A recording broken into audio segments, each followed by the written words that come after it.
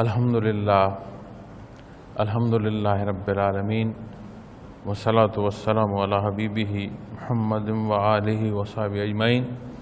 اما بعد فاعوذ باللہ من الشیطان الرجیم بسم اللہ الرحمن الرحیم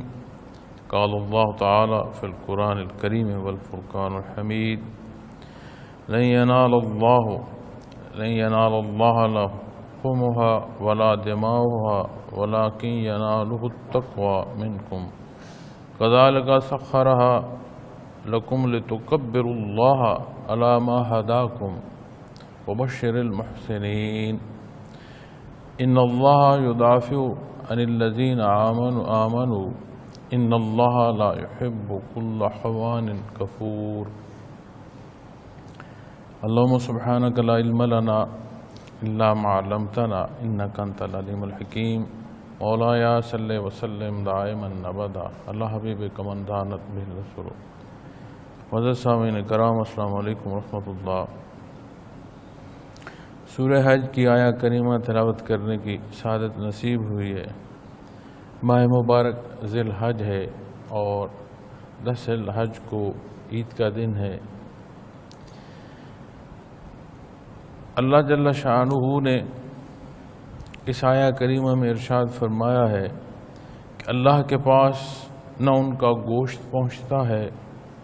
اور نہ ان کا خون، لیکن اس کے پاس تمہارا تقوی یعنی پرہیزگاری پہنچتا ہے۔ اس طرح اس نے یعنی اللہ کریم نے ان کو یعنی جانوروں کو تمہارے لیے مسخر کر دیا تاکہ تم اللہ کی بزرگی بیان کرو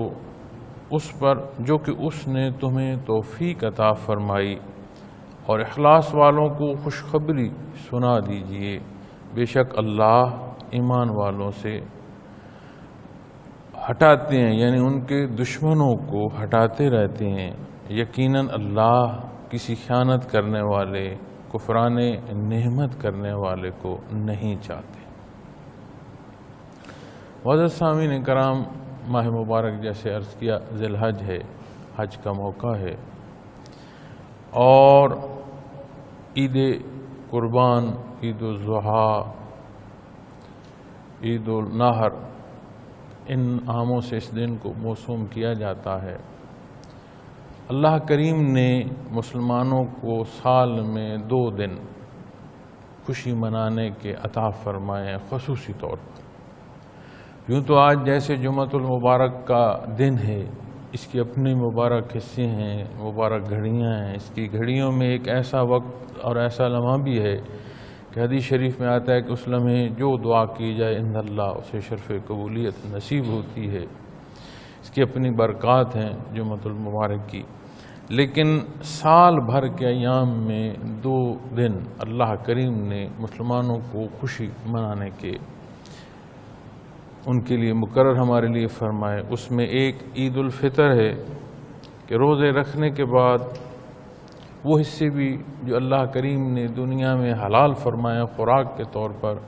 انہیں بھی مخصوص وقت کے لیے اللہ کریم کا حکم مانتے ہوئے نہ کھانا،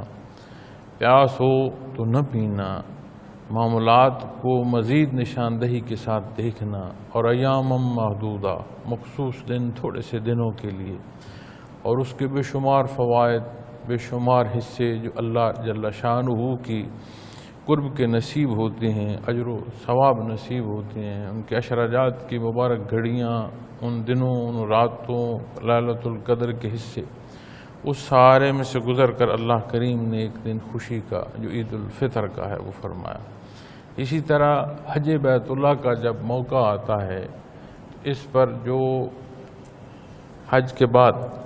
عید کا دن ہے، اس کو بھی اللہ کریم نے مسلمانوں کے لیے خوشی کا دن کہ 2 رکعت ادا کی جاتی ہے، اللہ کریم کی تکبیر بیان کی جاتی ہے، اس کی بڑائی بیان کی جاتی ہے، اور اللہ کریم کے نام پر استطاعت کے مطابق جانور ذبح کیے جاتے ہیں، اور اسے اہل خانہ، عزیز و اقارب، غریب، مساکین میں تقسیم کیا جاتا ہے، اور اس روز کو بھی خوب تیار ہو کر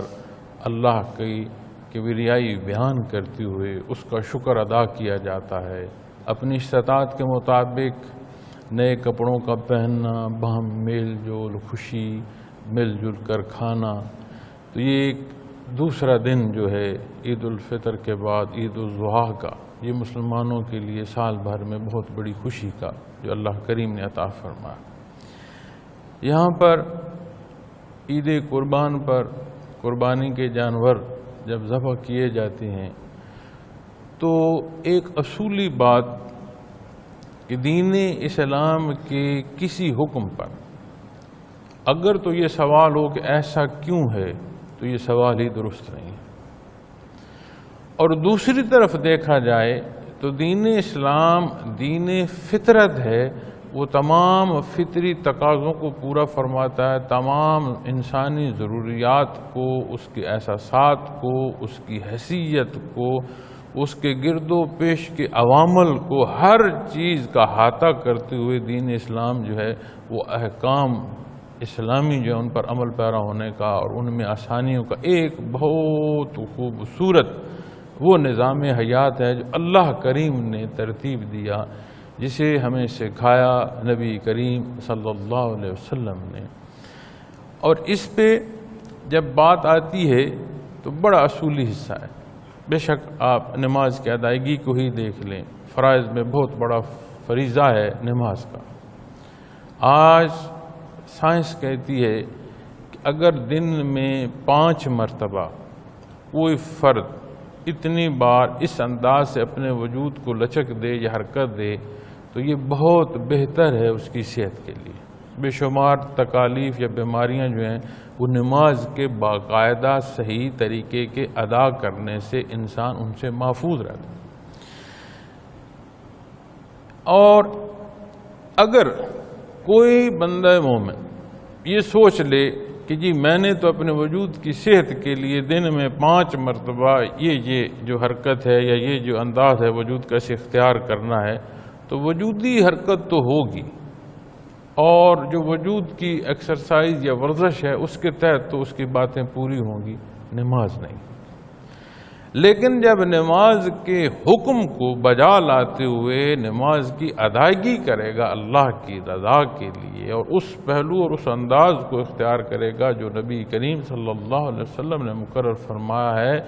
تو عند اللہ کا حکم جو ہے اس کی جو شرف قبولیت ہے اس میں اظہار تشکر کی کیفیت بھی داخل ہوتی چلی جائے گی. تو کیا وجود کی حرکت نہیں ہوگی؟ اسی طرح جب ہم عید قربان پر آتے ہیں تو یہ جو قربانی کے جانور اللہ کریم کے نام پر ذبح کیے جاتے ہیں تو یہاں کیوں ذبح کیے جاتے ہیں؟ جب اس سوال کو ہم اپنی طرف سے دیکھیں گے تو اتنی بات کافی ہے کہ نبی کریم صلی اللہ علیہ وسلم نے اس دن ذبح فرمایا، ذبح کرنے کا حکم دیا. اللہ کریم کو یہ حصہ اسی طرح پسند ہے. بات ختم، اس پر کوئی سوال کی ضرورت نہیں. اب جب اس کے دوسرے پہلو کو دیکھیں گے جو میں عرض کر چکا ہوں کہ دین اسلام دین فطرت ہے، ہر فطری حصے کو انسانی ضرورت کو دیکھتا ہے اور اسے پورا فرماتا ہے، تو اس طرف دیکھیں تو اس میں بے شمار حصے. اور یہ اللہ کریم بھی بیان فرما رہے ہیں کلام ذاتی میں کہ جو کچھ تم اس کے نام پر ذبح کر رہے ہو اس کے حضور اس کے گوشت نہیں پہنچ رہا، نہ اس کا خون پہنچ رہا ہے. یعنی ان قربانی کے جانوروں کا قربان ہونا اللہ کریم کی کسی ضرورت کو پورا نہیں کر رہا، بلکہ یہ تمہیں ایک قربانی کا فلسفہ جو ہے اس سے آشنا کر رہا ہے جس کی ایک تاریخ ہے. اس تاریخ کو قرآن کریم نے بھی بیان فرمایا ہے اور نبی کریم صلی اللہ علیہ وسلم نے اس کی تفسیر، اس پر احادیث، اس پر بہت واضح انداز میں جو ہے ارشادات عالی صلی اللہ علیہ وسلم موجود ہیں اس قربانی کی جو ابتدا ہے اور اس فلسفے پر بھی. تو یہاں اللہ کریم جب یہ فرماتے ہیں کہ اس سے کوئی اللہ کریم کی ضرورت نہیں پوری ہونے کی، یہ گوشت اور یہ خون جو اللہ کے حضور درکار ہے، نہیں فرمایا، نہیں یہ نہ وہاں پہنچتا ہے نہ ضرورت ہے. فرمایا لیکن اس کے پاس تمہارا تقویٰ پہنچتا ہے، تمہاری وہ کیفیت جس کے تحت تم جانور قربان کر رہے ہو وہ کیفیت پہنچتی ہے. اب یہیں سے قربانی کے اس حصے کو دیکھا جائے، اس کی ابتدا کو دیکھا جائے تو حضرت ابراہیم خلیل اللہ اللہ کریم نے ان کو یہ عظمت عطا فرمائی۔ لیکن آپ کی مبارک زندگی جو قرآن و احادیث سے جس کے حصے میسر ہیں اور جتنے بیان فرمائے گئے ہیں، بے شمار امتحان۔ آپ کی زندگی مبارک کی ابتدا ہی آپ دیکھیں کہ پہلا اختلاف ہی آپ کے گھر میں آپ کے والد سے ہوا۔ والد شاہی بت خانے کے سنگ تراش تھے۔ اب وہیں سے ابتدا ہوئی، پھر بات اس موضوع کی کہاں آگ کے بلند علام جو تھے ان میں جا کر ختم ہوئی۔ اسی بات پر گھر بار چھوڑنا پڑا۔ زندگی کے جو واقعات آپ علیہ السلام کے ملتے ہیں، اس پر قرآن کریم بھی فرماتے ہیں، اللہ کریم ارشاد فرماتے ہیں کہ اللہ کریم نے اپنے حبیب کو بے شمار آزمایا اور ہر آزمائش پر یہ پورا اترے۔ یہ اللہ کریم کا بہت بڑا احسان ہے ان کی ہستی پر۔ اور یہاں سے ایک بات ضمناً بھی عرض کر دوں کہ انہیں اللہ کریم نے خلیل اللہ فرمایا۔ حضرت ابراہیم علیہ السلام خلیل اللہ، اللہ کے دوست، اللہ کے نبی، اللہ کے پیارے، اللہ کے مقربین، پھر اتنی عطا۔ یہاں آپ اگر غور فرمائیں کہ انہوں نے زندگی میں کتنی مشکلات دیکھی، کتنے امتحان آئے، اور کیسے کیسے زیر و بم سے ان کی حیات مبارکہ گزری، اور ظاہری طور پر کتنے وہ سخت پہلو تھے۔ آج ہم جب دین اسلام پر عمل کر رہے ہوتے ہیں اور احکامات اسلام پر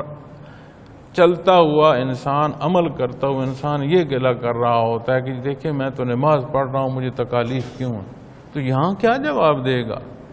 اللہ کے اولو العزم، اللہ کے مقرب، اللہ کے خلیل، جن کی اس دوستی پر قرآن کریم شہادت دے رہا ہے، جو ان کو تکالیف پیش آئیں، پھر ان حصوں کو کہاں رکھیں گے؟ تو جو معمولات زندگی یا ضروریات زندگی کی تکمیل ہے، یا جو وجودی ضروریات ہیں، یا دنیا کے موسم ہیں، یا تغیر و تبدل ہے، اس کو عبادات کے بدلے میں رکھ کر بندہ بڑا تھوڑے سودے پر آ گیا ہے کہ وقتی اور لمحاتی آسائش طلب کر رہا ہے اللہ کی عبادت کے بدلے میں۔ حالانکہ اللہ کریم عبادت کے لائق ہیں، اللہ کریم نے عبادت کو پیدا فرمایا ہے، اور وجود سے لے کر استطاعت تک اور جو ضروریات اور ضروریات زندگی استعمال کر رہا ہے وہ ساری ہی اس کی ذات کی دی ہوئی ہیں، اور جو کچھ ہے اس کے شکرانے میں سربہ سجود ہونا ہے۔ تو بجائے شکرانے کے سارا کچھ لے کر پھر سودے پر جب آ کر بات آتی ہے تو پھر ہماری عبادات کس پیمانے پر آئیں گی؟ بندے کا شریر کانپ جاتا ہے۔ تو یہاں جو ارشاد ہوا کہ یہ قربانی کا جو جانور ہیں، ان کا گوشت یا ان کا خون وہاں نہیں پہنچتا، وہ تقویٰ، وہ کیفیت جو اس قربانی کرنے والے کے دل میں ہے، جو اس قربانی کے عمل کے پیچھے نیت کے طور پر ہے، اللہ جل شانہ کے حضور وہ بات پہنچتی ہے۔ اور وہ کیا ہے، کیسی ہے؟ تو بات ضمناً اپنے معاملات کی آ گئی کہ حضرت ابراہیم علیہ السلام کی زندگی مبارک دیکھیں تو بچپن سے لے کر آخری وقت تک بہت بڑے بڑے امتحان آئے۔ اللہ جل شانہ نے آپ کو استقامت عطا فرمائی۔ تو یہ جو قربانی کا حصہ ہے، یہاں حضرت اسماعیل علیہ السلام اور مائی صاحبہ کو آپ یہیں اسی جگہ اللہ کے حکم پر، جہاں آج بیت اللہ شریف تعمیر ہے، یہاں آپ چھوڑ کر چلے گئے، اللہ کے حوالے کر۔ یہاں کے واقعات میں کوئی چیز نہیں ہے، نہ کوئی چھاؤں ہے، نہ کوئی خوراک ہے، نہ کوئی سبزہ ہے، نہ کوئی پینے کا پانی ہے، نہ کوئی آبادی ہے، بیابان سنگلاخ پہاڑی علاقہ ہے، ریت ہے، ہوا ہے، کچھ نہیں ہے۔ تو جب اللہ کے حکم پر آپ مائی صاحبہ کو اور اپنے صاحبزادے کو یہاں چھوڑ جاتے ہیں تو اس میں بھی واقعات ملتے ہیں۔ پھر ان کی تڑپ، مائی صاحبہ کا صفا مروہ پہ جا کر خوراک پانی یا گرد و پیش کا جائزہ لینا یا ڈھونڈنا، اور اس ننھے بچے کا جو اللہ کریم کے عزم پیغمبر ہیں، ان کا ایڑی سے پانی کا زمین سے نکلنا، اور مائی صاحبہ نے فرمانا کہ زمزم، اس وقت جو لفظ زمزم استعمال ہوا اس سے مراد یہ تھی کہ ٹھہر جا، رک جا۔ تو پانی چونکہ جوش مار رہا تھا، نکل آیا، زمین سے پھوٹ رہا تھا، جوش تھا پانی میں، تو نبی کریم صلی اللہ علیہ وسلم فرماتے ہیں کہ اگر حضرت حاجرہ ہماری صاحبہ زمزم نہ کہتی تو یہ پوری دنیا پر بہتا چلا جاتا، ایک دریا کی صورت اختیار کر جاتا۔ تو انہوں نے اسے ٹھہرنے کا حکم جو دیا تو اللہ کریم نے اسے اس جگہ پر ٹھہرا۔ اب جس جگہ پر آج آب زمزم ٹھہرا ہوا ہے، جتنا مرضی اس میں سے پانی نکالتے رہیں، اس چشمے کا جو لیول ہے، جو اس پر چشمے کا درجہ ہے، وہ کبھی کم نہیں ہوتا۔ اب وہ پانی نصیب ہوا، پھر اس تڑپ کو، اس ماں کی محبت کو، اس ماں کا وہ کیفیت جو بچے کی خوراک اور اس کے پانی اور اپنی وہ خوراک تاکہ بچی کی خوراک ان کے وجود مبارک سے پوری ہو سکے، اس تڑپ کو اللہ نے اتنا پسند فرمایا کہ رہتی دنیا تک کو عبادت فرائض میں حج کی صورت میں وہ فریضہ عطا فرمایا کہ آج بھی اور قیامت تک کے لیے بھی جب کوئی خلوص نیت سے حج ادا کرے گا، وہ فرمایا یہ دوڑنا، یہ طواف، یہ مطاف، یہ صحیح، یہ قربانی، یہ منع، یہ عرفہ، یہ مزدلفہ، اس نے فرمایا اس کو وہ شرف قبولیت ہوگی کہ جو غلطیاں گناہ ہیں اسے معاف کر دیا جائے گا۔ نبی کریم صلی اللہ علیہ وسلم کا فرمانا ہے کہ وہ ایسا ہے جیسے آج دنیا میں پیدا ہوا۔ اور جس طرح حج صاحب استطاعت پر ہے، اسی طرح یہ حصہ جو قربانی کا جو واجب کے ضمن میں آتا ہے، یہ بھی استطاعت پر بات آتی ہے کہ جو صاحب استطاعت ہو۔ اور یہاں تک بھی فقہ کی تحقیق میں ملتا ہے کہ اگر نہیں بن پا رہا تو کوئی بات نہیں، لیکن اگر اس قربانی کے موقع کے قریب ایسا ممکن ہو گیا کہ وہ قربانی کرنے کی صورت پیدا ہوگی تو فرماتے ہیں وہ ضرور قربانی کرے۔ یہ نہیں کہ جی وہ اس قابل نہیں ہے اور اتنا استطاعت نہیں رکھتا کہ قربانی نہ کرے تو چھوڑ دے۔ فرمایا کہ اس میں جو تحقیق ہے علماء کرام کی، وہ فرماتے ہیں کہ اگر قریب وقت میں بھی آ کر کوئی ذریعہ نصیب ہو گیا تو وہ اسے ضائع نہ کرے، اسے ضرور قربانی کی صورت میں لے آئے۔ اب جب یہاں اس واقعے پر اور اس کی ابتدا پر بات آتی ہے تو حضرت ابراہیم علیہ السلام کو خواب میں یہ حکم ہوا کہ آپ حضرت اسماعیل علیہ السلام کو اللہ کی راہ میں ذبح کر رہے ہیں۔ قرآن کریم میں یہ واقعہ ہے، بچپن ہے، چلنے پھرنے کے قابل اللہ کریم فرماتے ہیں کہ جو قرآن کریم فرماتا ہے کہ جب وہ چلنے پھرنے کے قابل ہوئے، چل پھر سکتے تھے، تو انہوں نے اپنے بیٹے سے یہ بات کی، بی بی سے بات نہیں، اپنے بیٹے سے بات کی، چونکہ وہ بھی اللہ کے مقرب ہستی تھے، تو ان سے عرض کی۔ تو نبی کا جو خواب ہے، یہ خواب ہماری حیثیت کی نہیں بات آتی، یہ وحی الہی ہوتا ہے، انہیں خواب میں بھی حکم دیا جا رہا تھا۔ تو انہیں جو حکم دیا تو انہوں نے فرمایا کہ اے والد، اگر آپ کو یہ حکم دیا گیا ہے تو آپ اپنے حکم کی تعمیل کریں، آپ مجھے صبر کرنے والوں میں سے پائیں گے۔ تو انہوں نے اپنے بیٹے کو ساتھ لیا، پچھلی عمر ہے، چاند سا بیٹا ہے، بیٹا نصیب ہوا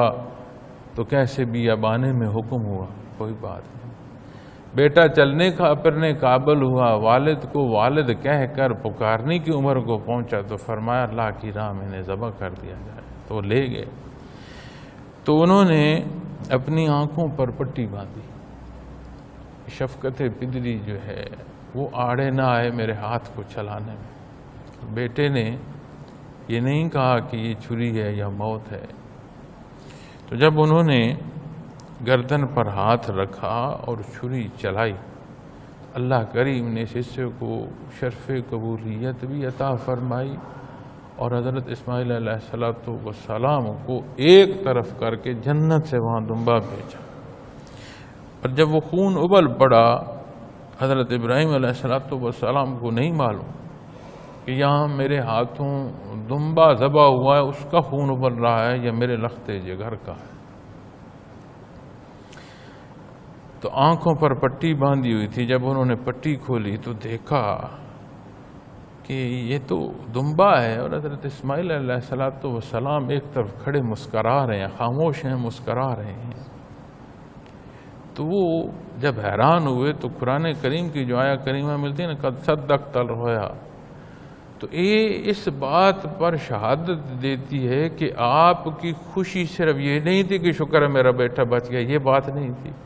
آپ کی اس حیرانگی میں یہ تجسس تھا کہ کہیں میں نے حکم کی جو ہے وہ اس میں تجاوز یا کمی بیشی تو نہیں کر دی۔ اللہ کریم نے فرمایا نہیں ہے میرے حبیب، تو نے اپنا خواب سچ کر دکھا، یہ اللہ کی مرضی، اس نے وہاں دمبے کو بھیج دیا۔ اب اللہ کریم نے اس کیفیت میں جو حضرت ابراہیم خلیل اللہ کو اپنا بیٹا اللہ کی راہ میں قربان کرنے کی کیفیت میں جو رضا، جو تقوی، جو عطا فرمائی ہے، وہ کیسی کیفیت ہو، اور اس کیفیت کو اور اس موقع کو اللہ نے اتنا پسند فرمایا کہ فرمایا یہ آپ کا ذکر جو ہے یہ ہمیشہ رہے گا اور یہ تعریف ہمیشہ ہوتی رہے گی۔ اور اس قربانی کو اللہ کریم نے فرمایا، قرآن کریم کی بھی آیات میں ملتا ہے کہ قوموں پر قربانی کے حالات جو ہیں مختلف مقرر فرمائے گئے۔ پھر اس بات کو اللہ نے اتنا پسند فرمایا کہ اسے اختیار کرنے کو نبی کریم صلی اللہ علیہ وسلم کو حکم عطا فرمایا۔ تو یہ وہ فریضہ ہے جو سال میں مخصوص دنوں میں، ذی الحج کے ان دنوں میں جس کا حکم ہوتا ہے اور اپنی استطاعت کے مطابق یہ قربانی کی جاتی ہے۔ اور یہ تجاوز کہ جسے ہم دونوں صورتوں میں، کہ دکھاوے میں، مقابلے میں کہ میری قربانی تو اتنی قیمتی ہے اور اتنے میں نے مقابلتاً کہ دیکھیں میری قربانی کیسی ہے، یہ بھی درست نہیں ہے۔ اور یہ بھی درست نہیں ہے کہ اپنے سر سے قربانی کا جو حصہ ہے وہ گزارا جائے کہ کوئی ذریعہ ہو، بھائی یہ موقع ادا ہو، کوئی لولا لنگڑا جانور کر دیں، کوئی ایسا جو جس میں عیب ہو، اور اس عیب کے حصے بھی فقہ میں مقرر ہیں کہ عیب بھی نہ ہو، عمر ہے، جیسے بکری یا بھیڑ کی قسم میں ہے تو اس میں سال بھر اور یا سال سے زائد یا کم از کم اس کی وجود کی جو دیکھنا ہے وہ کم از کم سال کے برابر ہو۔ اسی طرح بڑے جانوروں میں 2 سال کی بات آ جاتی۔ تو یہ وہ حصے ہیں جن کو پورا کر کے اور شوق سے، محبت سے۔ اب یہ وہ حصہ ہے جسے ہم سنت ابراہیمی کہتے ہیں، لیکن ہم اس کی اقتداء اس لیے نہیں کرتے کہ حضرت ابراہیم علیہ السلام نے اس کو اختیار کیا۔ ہم متبع شریعت محمد الرسول اللہ صلی اللہ علیہ وسلم ہیں، ہم یہ قربانی اس لیے کرتے ہیں کہ نبی کریم صلی اللہ علیہ وسلم نے اس کا حکم دیا، اللہ نے وہ وقت پسند فرمایا، اس کو نبی کریم صلی اللہ علیہ وسلم کو اختیار کرنے کا فرمایا، وہ اس سے آپ کو عطا فرمائے بوسیلہ محمد الرسول اللہ صلی اللہ علیہ وسلم ہمیں وہ شرف بخشا کہ اللہ کا نبی اپنا بیٹا جو اللہ کا نبی ہے اس کے راہ میں جو قربان کرنے کی قوت اور جو تقوی اور جو ایمان اللہ نے انہیں دیا اور جو اس کو شرف قبولیت اس عمل کو نصیب ہوئی، اس میں سے کوئی ذرہ ہماری حیثیت کا عطا اس نے اپنی حیثیت سے فرمانا ہے۔ بے شک ہم اپنی حیثیت کو دیکھیں گے، لیکن جب اس کی حیثیت کی عطا آئے گی تو وہ ہمارے شمار میں نہیں آ سکتی، ہمارا آتا اتنا نہیں، ہم مثل علمی طور پر یا جاننے یا دانست میں وہاں تک نہیں پہنچ سکتے جو اس کی عطا ہوگی۔ تو بوسیلہ محمد رسول اللہ صلی اللہ علیہ وسلم اللہ کریم نے اس حصے میں سے بھی ہمیں یہ حصہ عطا فرمایا۔ یہ نہیں فرمایا کہ اپنا بیٹا ذبح کرو، فرمایا شوق سے اچھا جانور ذبح کرو، تمہیں وہ کیفیت جو اس عمل سے تقوی کی عطا ہوگی تمہارا حصہ تمہیں اس میں سے عطا۔ اب اس کو ہم اپنے رواجی پہلوؤں پر لے جائیں جو کہ آج جس طرح کے ہمارے عمل ہیں، نماز کی ادائیگی کے بعد شرم و حیا نہ ہو، حج کی ادائیگی کے بعد معاملات جو ہیں ان میں خوف خدا نہ ہو، قربانی جیسے اولاد کی اللہ کے حضور دینی اور اس میں جو درد اور کیفیت پیدا ہونی ہے بجائے اس کے یہ ہو کہ جیسا میرا جانور ہے کسی اور کا نہیں ہے، یہ کیسی قابل رحم بات ہے، قابل افسوس بات ہے، قابل معافی اور اللہ کے حضور اپنی کمزوریوں خطاؤں کی جو ماننا ہے اور درد کی بات ہے، ان پہلوؤں کو کون دیکھے گا؟ یہاں جو علماء بیان کر رہے ہوں گے، جو خطبہ عید کا دے رہے ہوں گے وہ کریں گے، یا جو وہ لوگ جو ذبح ہی نہیں کر سکتے ذبح کو کرنے کے لیے لوگ بلائیں گے وہ کریں گے۔ تو یہ وہ صورتیں ہیں جو سوچنے کا مقام ہے، اور قربانی کے فلسفے کی بات آئے گی، حقیقت کی بات آئے گی۔ اور جو بات میں پہلے کر آیا ہوں کہ ہمیں تو یہ کافی ہے کہ یہ حکم کیوں مانا جا رہا ہے، اس لیے اللہ نے ماننے کا حکم دیا ہے، اس کا انداز نبی کریم صلی اللہ علیہ وسلم نے تعلیم فرمایا، بات ختم۔ لیکن جو دوسری طرف بات ہے کہ ہر حکم میں ایک فلسفہ ہے، ایک حقیقت ہے، ایک رہنمائی ہے۔ تو جب یہاں قربانی کی بات آئے گی تو اللہ کا حبیب اللہ کے نام پر اس کا حضور بیٹا ذبح کر رہا ہے، میں اپنی خواہشات ذبح نہیں کر سکتا، میں اپنی انا ذبح نہیں کر سکتا، میں اپنی ناجائز طلب نہیں کر سکتا، ناجائز نظریات نہیں کر سکتا۔ تو اگر اس قربانی کے فلسفے اور اس کی حقیقت کو جائیں گے تو یہ وہ عمل ہے جو حج پر ہے، لیکن اللہ کریم نے یہ پسند فرمایا کہ اس موقع پر کل دنیا میں جہاں کوئی بندہ مومن ہے وہ قربانی کے اس عظیم حصے میں شریک ہو سکتا ہے اور فیضیاب ہو سکتا ہے۔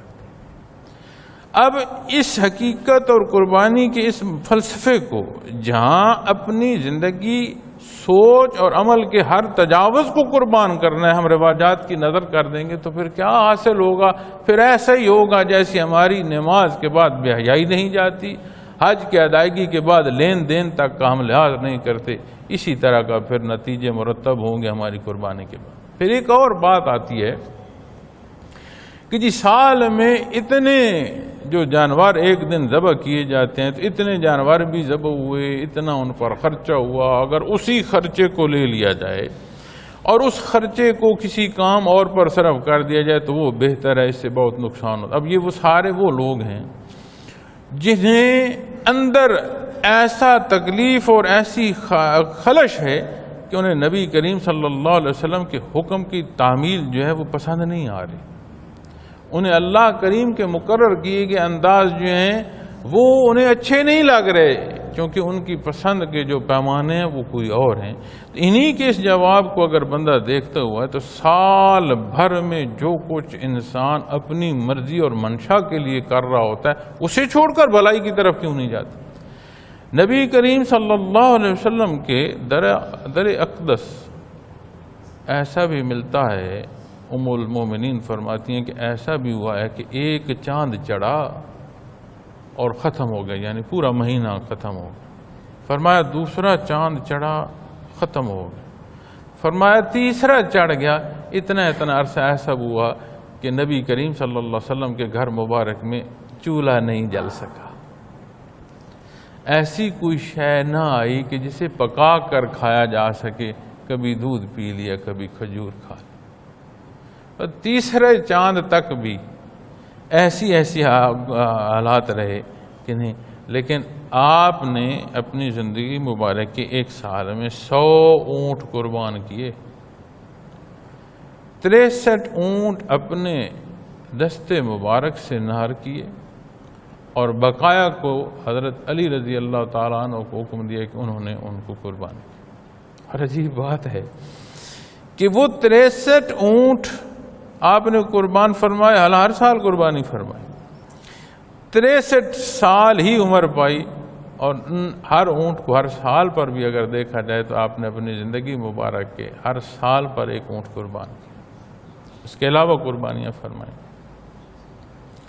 تو جس گھر میں چولہا نہیں جل رہا وہاں بھی اتنا اہتمام فرمایا گیا، اور وہ کمزور حکومت اور وہی کمزور معاشرہ اس قدر طاقت میں آیا کہ دنیا کے جو محلات تھے، دنیا کی جو بادشاہیاں تھیں وہ سرنگوں ہو گئیں، اور جو بادشاہوں کے غلیچے تھے ان فقیروں کے پاؤں میں تھے۔ اور اس درد اور اس محبت کی کیفیت نصیب ہوئی کہ معلوم دنیا کے 3 حصوں کا حکمران کہتا ہے کہ دجلہ و فرات کے کنارے بھوکا کتا مر جائے تو عمر بن خطاب جواب دے گا قیامت کے روز۔ یہ ساری کیفیت انہیں کہاں سے ملی؟ وہ ایک آبادیاں جو چند گھر تھے، ان چند گھروں سے یہ قربانی غالباً 9ویں ہجری کے پر زیادہ اتفاق ہے علماء کا کہ 6-7 سے شروع ہوتے ہیں، 9ویں ہجری پر زیادہ اتفاق آتا ہے کہ یہ قربانی کا حکم اور حج کے حوالے سے جو حکم آتا ہے۔ تو پہلا جو حج تھا اس میں حضرت ابو بکر صدیق رضی اللہ تعالیٰ عنہ تشریف لائے، نبی کریم صلی اللہ علیہ وسلم نے آپ کو امیر مقرر فرمایا تھا، حج الوداع سے پہلے کی بات۔ تو وہاں کی قربانی نے ان کمزور حصوں اور نہ جلنے والے چولہوں کی آگ کو ایسی جلا بخشی اور اس معاشرے کو ایسی قوت بخشی اور اس نظام حیات کو اتنی طاقت دی کہ وہ معلوم دنیا کے 3 حصوں پر نافذ ہو گئی۔ ہماری کمزوری کے سبب ہی یہ معذرت خانہ جو دین اسلام پر عمل ہیں یہ،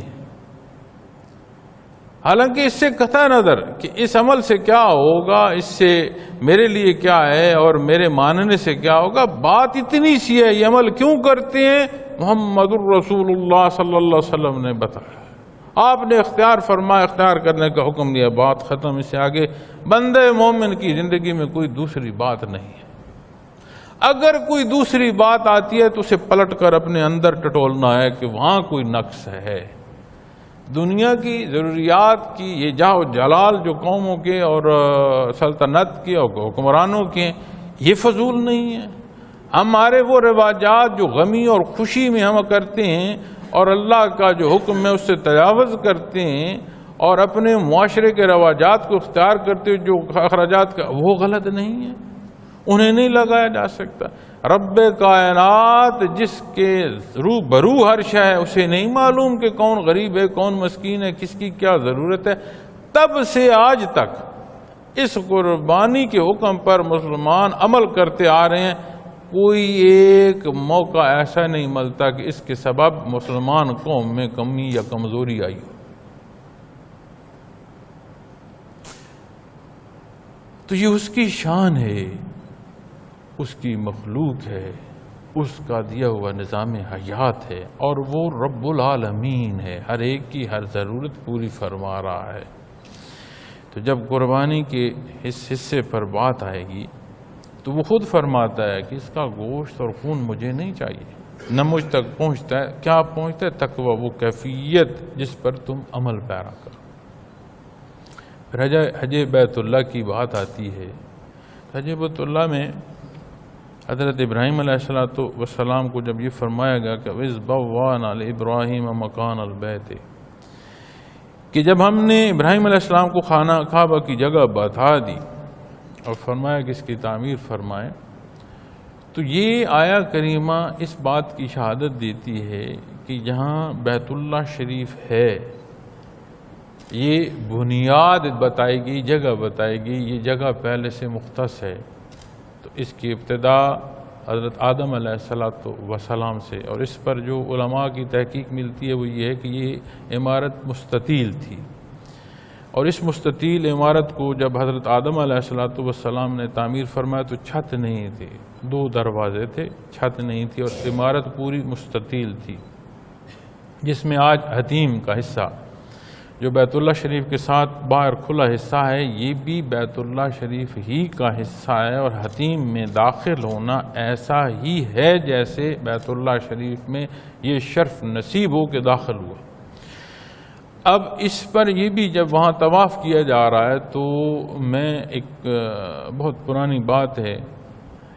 میں حضرت جی کے ساتھ عمرے پر تھا تو میں نے بے خیالی میں ایسے ہاتھ حتیم کی دیوار پر رکھا گزرتے ہوئے، حضرت جی ساتھ تھے، انہوں نے مجھے فرمایا بیٹا یہ ہاتھ اٹھا لو تو ہمارا طواف جو ہے ناقص ہو جائے گا، کیونکہ جب تم حتیم پر ہاتھ رکھو گے اور یہ دیوار بیت اللہ شریف کے اندر ہے تو طواف بیت اللہ شریف کے گرد حکم کا ہے، اندر کی بات نہیں ہے، تمہارا جو طواف ہے اس میں نقص آ جائے گا، تو ہاتھ اٹھا لو۔ تو وہاں جو حکم علماء دیتے ہیں کہ وہ حتیم کی دیوار چونکہ بہت بلند نہیں ہے، وہ اتنی ہے کہ انسان اپنے عمومی قد میں بھی جو ہے اس پر ہاتھ رکھ سکتا ہے، تو اس پر ہاتھ رکھ دیا جائے تو اس حکم سے بندہ باہر آ جاتا ہے، چونکہ طواف گردا گرد ہے، طواف اندر کیسا نہیں آتا۔ تو پھر جب اس کی تعمیر ہوئی، حضرت آدم علیہ السلام فرمائی، تو اس پر جو علماء تحقیق فرماتے ہیں یا رہنمائی فرماتے ہیں وہ فرماتے ہیں طوفان نوح تک اسی صورت میں رہے، اور جو حجر اسود اللہ کریم نے جنت سے پتھر بھیجا، اور تب طوفان نوح کے وقت یہ پتھر اور یہ حصہ جو ہے اسے اللہ کریم نے حفاظت ایسی عطا فرما دی کہ طوفان نوح کا اس کا نقصان نہیں، لیکن یہ حصے جہاں نہیں تھے اٹھا لیے گئے تھے، کیا تحفظ تھا، مختلف اس میں آرام ملتی ہیں۔ لیکن جس جگہ پر بیت اللہ شریف ہے یہ قدرے اونچی جگہ تھی، ڈھیری نما جگہ تھی، اونچی تھی، گرد و پیش کی جو جگہیں ہیں یہ خالی تھی،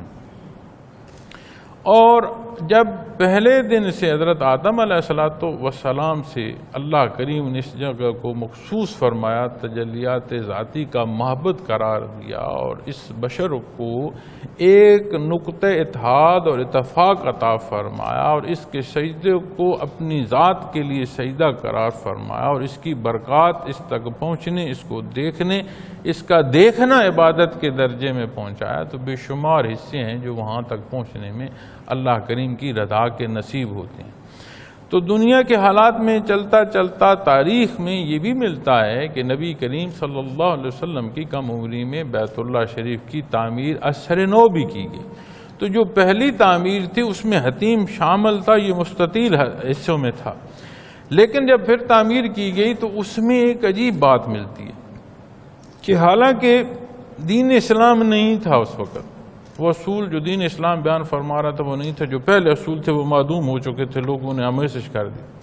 اس کے باوجود کفار نے بیت اللہ کی تعمیر پر یہ شرائط رکھی تھیں کہ کوئی لوٹا ہوا مال نہیں ہوگا، کوئی سود کا مال نہیں ہوگا، کوئی ایسا مال جو ناجائز طریقے سے کسی خاتون کے حوالے سے بھی ہوگا، کسی ناجائز طریقے سے حاصل کیا گیا ہوگا، وہ بھی شامل نہیں ہوگا۔ تو وہ اس میں دولت خرچ کی جائے گی جو کسی کا حق مار کرنا ہو، تجاوز پر نہ ہو۔ تو جب وہ جمع کی گئی تو وہ اتنی نہ بنی کہ مستطیل عمارت کو تعمیر کیا جا سکے، تو پھر یہ جو مربع شکل کی عمارت آج ہم دیکھ رہے ہیں اس حصے پر تعمیر کی گئی، اور حتیم کا حصہ جو ہے وہ چھوڑ دیا گیا۔ نبی کریم صلی اللہ علیہ وسلم کے ارشادات عالی کے حوالے سے ملتا ہے، اور ام المومنین حضرت عائشہ صدیقہ رضی اللہ تعالیٰ عنہ کی نسبت سے یہ بیان ہے کہ آپ نے فرمایا، نبی صلی اللہ علیہ وسلم فرماتے کہ مسلمان چونکہ یہ مخلوق بے شمار نئے مسلمان ہوئے ہیں، اور اگر یہ کوئی متزلزل یا ان کا امتحان نہ ہو جاتا تو میں بیت اللہ شریف کو واپس مستطیل شکل پر تعمیر کروا دیتا۔ تو آپ کو یہ پسند تھا کہ اپنی اس اصل شکل پر یہ واپس جو ہے اس کی تعمیر کی جائے۔ تو پہلے دروازے جو تھے دو تھے، داخل ہونے کا اور نکلنے کا الگ تھا، پھر جب قریش نے تعمیر کیا تو انہوں نے ایک دروازہ بند کر دیا اور ایک رکھ لیا، چونکہ اور اس دروازے کو بھی اس طرح کر دیا کہ وہ بھی تالے پر آ گیا، چابی پر آ گیا کہ بند کر دیا جائے، کہ اپنی مرضی کہ جس کو داخل ہونے دیا جائے اور جس کو داخل نہ ہونے دیا جائے، اپنی مرضی سے اس میں بت رکھے۔ اللہ کریم کی شان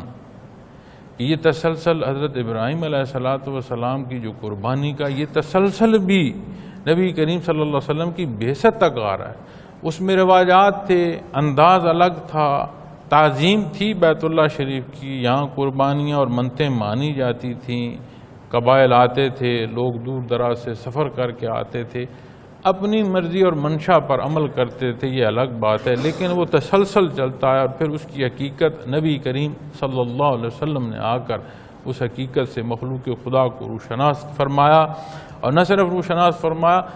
اس میں رہنمائی فرمائی، عمل اختیار فرمایا اور ترغیب دی جو آج ہم تک تسلسل سے ہے۔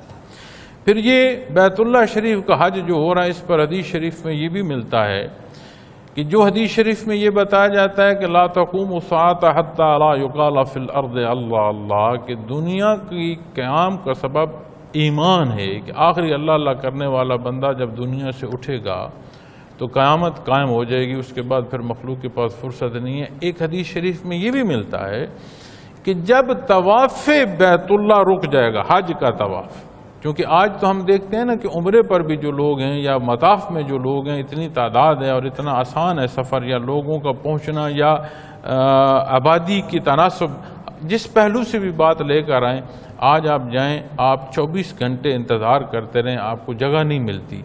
کہ میں یہ اپنی آسانی سے مطاف میں اپنی طلبی کہہ سکوں اور طواف کر سکوں یا حجر اسود کا میں بوسہ لے سکوں، آسانی سے نہیں ہوتا۔ ہر وقت طواف جو ہے وہ چل رہا ہے۔ اب یہ اللہ کی شان ہے، اللہ کریم نے اس جگہ کو مخصوص فرمایا، محبت باری تعالیٰ کے لیے پسند فرمایا۔ تو جب اس کی اس تعمیر کے بعد کفار نے اس کو اس انداز سے کسی میں بت رکھے، اپنی مرضیوں سے کیا، تو پھر ایسا موقع بھی آیا کہ نبی کریم صلی اللہ علیہ وسلم نے ان تمام غلطیوں سے اسے پاک فرما کر صحیح انداز اور تصحیح ہمیں دے دی کہ اس انداز سے تم اس کا طواف کرو۔ اب اس طواف کا تسلسل اور حج کے طواف کا تسلسل حدیث شریف میں ملتا ہے کہ جب تک ہے تب تک دنیا ہے، جس روز حج کا طواف، حج بیت اللہ، حج کا طواف اور بیت اللہ کا جو حج کا حکم اور بیت اللہ کا طواف رکے گا تو اس روز قیامت قائم ہو جائے گی، اس کے بعد پھر مخلوق کے پاس فرصت نہیں ہوگی۔ پھر یہ حقائق کہ وہ ادائیگی، وہ انداز، اللہ کی برگزیدہ ہستیاں، ان کے معاملات اللہ کو اتنے پسند آئے، اس کیفیت کو، اس تڑپ کو اتنا پسند کیا اللہ کریم نے، آج جو بھی خالص نیت سے ذرائع جائز، وہ وسائل جو جن پر ہم انحصار کر کے جا رہے ہیں وہ جائز، جو استطاعت کے حصوں میں اپنا وہاں کا خرچ، اپنے ذمہ جو ہے، والدین ہیں، اولاد ہیں، بیوی بچے جو بھی ہیں، اپنی ذمہ داری جو اس کے ذمہ فرائض کے حصوں میں آتی ہے ان کی تکمیل، اس سارے کو پورا کر کے جو وہاں حج بیت اللہ کو پہنچتا ہے اسے اتنی بخشش نصیب ہوتی ہے۔ شرط یہ ہے کہ یہ وہاں پہنچے مطاف میں یا صحیح کرتے ہوئے دوسروں کو دھکے نہ دے، اپنی خواہشات کی تکمیل میں نہ ہو، رنگ و نسل کا لحاظ نہیں رہتا، حیثیتوں کا لحاظ نہیں رہتا، نہیں معلوم کہ جس صف میں میں کھڑا ہوں ساتھ کون کھڑا ہے، کیا حیثیت کا ہے، کوئی لباس کی تفریق نہیں رہتی، ایک جیسا لباس اور ویسا لباس وہ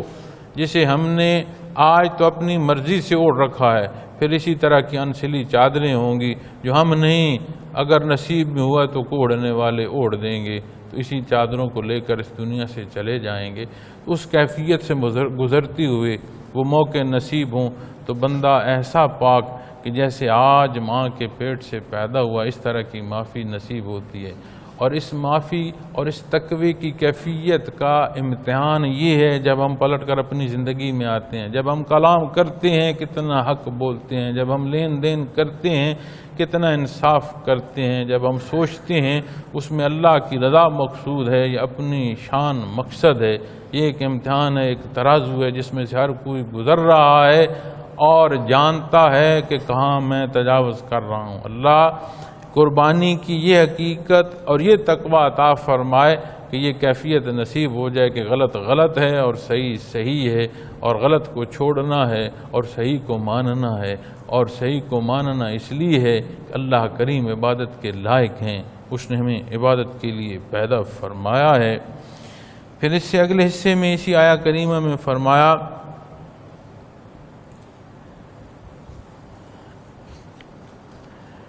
کہ جہاں فرمایا کہ اللہ کریم نے تو اللہ کریم کے پاس تمہارا تقوی، یہ جتنی میں نے مفہوم پر باتیں کی ہیں یہ تقوی کے تحت آتی ہیں، کیونکہ تقوی اس انداز کو کہتے ہیں جو بندگی کے لحاظ عطا فرمائے۔ تقوی وہ تمام پہلو تقوی کے ثبوت بھی ہیں اور تقوی حاصل کرنے کے ذرائع بھی ہیں جو اتباع محمد الرسول اللہ صلی اللہ علیہ وسلم کے تحت آتے ہیں۔ تو جب یہ نصیب ہوتا ہے تو وہ فرماتا ہے انہی جانوروں کو دیکھو تمہارے لیے اللہ نے کیسے مسخر کر دی، یعنی ان کا وجود مسخر کے دو پہلوؤں میں، ایک ہوتا ہے کہ آپ اسے استعمال کر رہے ہیں، ایک اس سے پہلے حصہ ہے کہ تمہاری ضروریات کو پورا کرنے کے لیے یہ حصے جانوروں کی اور یہ حیات یہ اللہ نے تمہیں عطا فرمائے ہیں کہ انہیں تم ان سے رزق بھی حاصل کر رہے ہو، ان سے دنیاوی زندگی اور تسلسل کے لیے فائدہ بھی حاصل کر رہے ہو، مسخر تمہارے لیے کر دیے ہیں کہ تمہارے لیے ہر طرح سے یہ فائدہ مند ہے اور تم ان سے استفادہ حاصل کر رہے ہو۔ فرمایا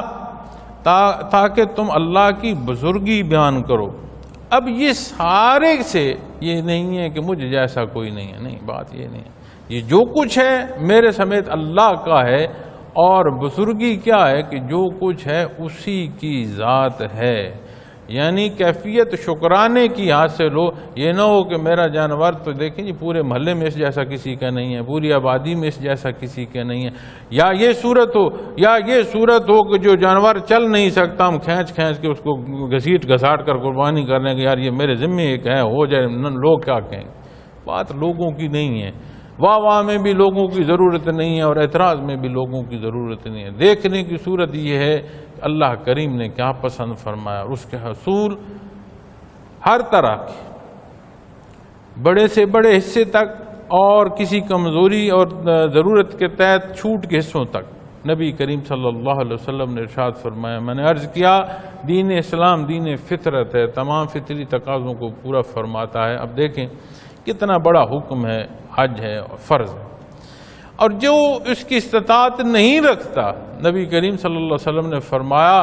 پورے شوق کے ساتھ، پورے جذبے اور نیت کے ساتھ جمعے کی ادائیگی کو آ جائے، اللہ کریم اسے حج کا ثواب عطا فرمائے۔ اب دیکھیں نا حج بیت اللہ کے پیچھے کتنی بات ہے۔ اب اس پر کئی حصے ایسے ہیں جو صوفیاء کے حوالے سے بیان آتے ہیں، اور جب میں صوفیاء کے حوالے سے بات کروں گا تو شاید علماء ظواہر کے حصے سے یا عمومی لوگوں کی باتوں کے حصوں میں وہ بولیں کہ شاید یہ تجاوز کی باتیں کر رہا ہے، لیکن ضمناً ایک مختصر سا حصہ عرض کر دیتا ہوں کہ جہاں بیت اللہ شریف واقع ہے یہ وہ اس زمین کی ابتدا ہے، اور اس پر جو صوفیاء فرماتے ہیں، جو مشائخ اعظام بیان فرما گئے ہیں، یا جو اپنا اللہ کریم نے انہیں جس حصے سے آشنائی فرمائی ہے وہ فرماتے ہیں کہ یہ ابتدا ہے اور یہیں سے دنیا پھیلی ہے، اور یہ جو عالم خلق ہے اس کی بھی مرکزی حیثیت اسی بیت اللہ شریف کے مقام کو حاصل ہے۔ اور حدیث شریف میں بیت المعمور کا جو حصہ ملتا ہے کہ 7ویں آسمان پر بھی ایک بیت اللہ کی صورت میں عین بیت اللہ شریف کے اوپر ہے، جہاں کا طواف جو ہے وہ فرشتے کرتے ہیں، اور فرمایا ایک وقت میں 70,000 فرشتہ وہاں داخل ہوتا ہے تلبیہ کے لیے، اور جب وہ نکلتا ہے تو پھر دوسرے 70,000 فرشتے داخل ہوتے ہیں، اور پہلے یا جو ایک دفعہ داخل ہوا ہے اسے پھر زندگی بھر دوبارہ موقع نہیں ملنا، اتنی تعداد ہے وہاں پر حاضر ہونے والے فرشتوں کی۔ اس 70,000 کو پھر دوبارہ موقع نصیب نہیں ہوگا، وہ ایک بار ہے کہ وہاں پہنچے اور طواف نصیب ہوا اور انہوں نے اللہ کے حضور تلبیہ عین اسی بیت اللہ کے شریف کے اوپر۔ اور جب اس پر صوفیاء بات فرماتے ہیں وہ فرماتے ہیں کہ اس تجلیات ذاتی کے محبت میں ایک طرف سے عرش عظیم سے آتی ہے انوارات کا ایک ایسا حصہ، اور دوسری طرف عرش عظیم کی طرف چلا جاتا ہے، تو یہ ابتدا ہے اس خلق کی۔ اور جب سالک کی حیثیت پر بات کی جاتی ہے کہ فنا بقا سے کرایا جاتا ہے، تو فنا فی اللہ کے حوالے سے بھی اور بقا باللہ کے حوالے سے بھی ابتدا اور اس کی فنا کے پہلوؤں کو بھی جب دیکھا جاتا ہے تو اس کے اثرات کی بھی یہاں سے کیفیات محسوس ہوتی ہیں، لیکن یہ وہ صورت ہے جس صورت کی بحث میں جانے کی ضرورت نہیں ہے۔ بحیثیت مسلمان ہمارے سامنے احکامات دین کے موجود ہیں، ان پر عمل کی ضرورت ہے۔ بحیثیت صوفی اس عمل کے پیچھے مزید نیت کو ٹٹولنے کی، کیونکہ نیت خالص سے بری کوئی نہیں ہے، صوفی یا غیر صوفی کی بات نہیں ہے، کسی بھی عمل کا انحصار نیت کے خالص ہونے یا نہ خالص ہونے پر، یعنی نیت پر تولا جائے گا کہ وہ کس پیرا میں۔ پھر جب بات صوفی کی آتی ہے تو صوفی تعمیل حکم کے لیے اپنی اس نیت کے پہلو کو مزید کھنگالتا ہے کہ اس میں جو کمی بیشی ہے اسے نکال دے، اس کو اور خالص کرے، چونکہ اس کے اخلاص پر بات ہے۔ اور جب اس خالص اور اخلاص کی بات آئے گی تو اللہ رب العالمین فرما رہے ہیں اس کے پاس تمہارا تقوی پہنچتا ہے، اور تقوی کیفیت ہے، کوئی وجودی شے نہیں ہے کہ کسی نے کندھے پر اٹھا رکھا ہے، اور کوئی بہت طاقتور ہے تو وہ زیادہ تقوی اٹھا لے گا، تو کمزور ہے تو اس کا تقوی کمزور ہوگا۔ یہ ایک کیفیت ہے، ایک حال ہے جس سے میں واقف ہوں یا نہ ہوں، آپ واقف ہوں یا نہ ہوں، وہ ذات خوب واقف ہے اور ہر ایک سے واقف ہے، اور جس کا حال بیان ہو رہا ہے یا جس کی بات ہو رہی ہے ایسا نہیں ہے کہ وہ نہیں جانتا کہ وہ تجاوز میں یا بہتری کی صورت، وہ بھی اپنا حال جانتا ہے، اور جس کے لیے ہے وہ اس سے بھی بہتر اور خوب جانتا ہے۔ پھر فرمایا تم اللہ کی بزرگی بیان کرو اس پر کہ جو اس نے تمہیں توفیق عطا فرمائی۔ اب اس میں توفیق دونوں پہلو، صاحب استطاعت حیثیت یہ بھی اس کی ہے کہ اس قابل کیا کہ اس کے نام پر قربانی کی جا سکے، اور وہ عمل جو قربانی کے لیے خود نیت سے عمل طور پر اختیار کیا وہ بھی اسی کی توفیق ہے۔ اب یہاں پر علماء یہ بھی فرماتے ہیں کہ جب قربانی کی جا رہی ہو تو وہ شوق کا جانور ہو، خوبصورت ہو، اسے شوق سے اپنی استطاعت میں رہتے باہر نہیں، اور جب اس کی قربانی کی جا رہی ہو تو کر تو قربان جانور رہے ہو، ایک لحظے کو اس کیفیت کو سوچ تو لو کہ حضرت ابراہیم خلیل اللہ نے اپنے بیٹے کی گردن پر ہاتھ رکھ کر چھری چلائی تھی، ایک لحظے کو اس کیفیت کو سوچ تو لو۔ اگر وہ وارد نہیں ہو سکتی تو سوچنے کی تو کوشش کرو، اور ہو سکے تو وہ قربانی کے لیے جو ہاتھ یا طاقت یا بازو استعمال ہونا خود جا کر قربان کرو، اور اس کیفیت کو دیکھو کہ اللہ کے حکم پر اولاد قربان کی جا سکتی ہے، تو اس کے حکم پر نبی کریم صلی اللہ علیہ وسلم کے اتباع میں میں اپنی خواہشات، اپنی انا اور اپنی بڑائی نہیں چھوڑ سکتا۔ تو جب یہ کیفیات نصیب ہوتی ہیں تو پھر یہاں سے خالص حصہ نصیب ہوتا ہے، کیونکہ اللہ کریم اگلے حصے میں فرماتے ہیں وَبَشِّرِ الْمُحْسِنِينَ، اور اخلاص والوں کو خوشخبری سنا دیے، یعنی یہاں تقویٰ وہی کیفیت کی بات آ گئی۔ اخلاص کیا ہے؟ یہ بھی ایک نیت کا حصہ ہے، یہ بھی نہاں خانے کی بات ہے۔ خالص نیت، خالص نیت جو ہے یہ ابتدا ہے تقوی کی۔ اب اس میں کس درجے کو پہنچا؟ اس درجے کا وہ متقی ہے، اور متقی سے مراد یہ نہیں ہے کہ میں اپنے عمل کا سودا کروں کہ میں تو اتنے حج کیے، اتنی نماز کی، مجھے بیماری کیوں ہے، نہیں۔ حکم کی تعمیل ہے، زندگی کے کوئی صورت، کوئی حیثیت پیش آئے، صحت ہو، بیماری ہو، تنگی ہو، فراوانی ہو، دکھ ہو، سکھ ہو، ہر پہلو میں بندگی کا حصہ ہاتھ سے نہ چھوٹے، اور کوئی پہلو ایسا نہیں ہے جس میں تشنگی ہو، ہر حصے کی رہنمائی موجود ہے۔ اس میں یہ جو اخلاص ہے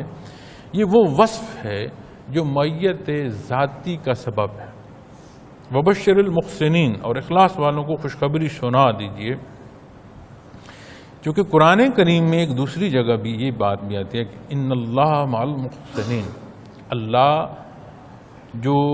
محسنین ہیں ان کے ساتھ ہے، اور نام جو ہے ذاتی استعمال ہوا، یہاں بات صفات کی نہیں، اللہ، لفظ اللہ استعمال ہوا جو اس میں ذات ہے۔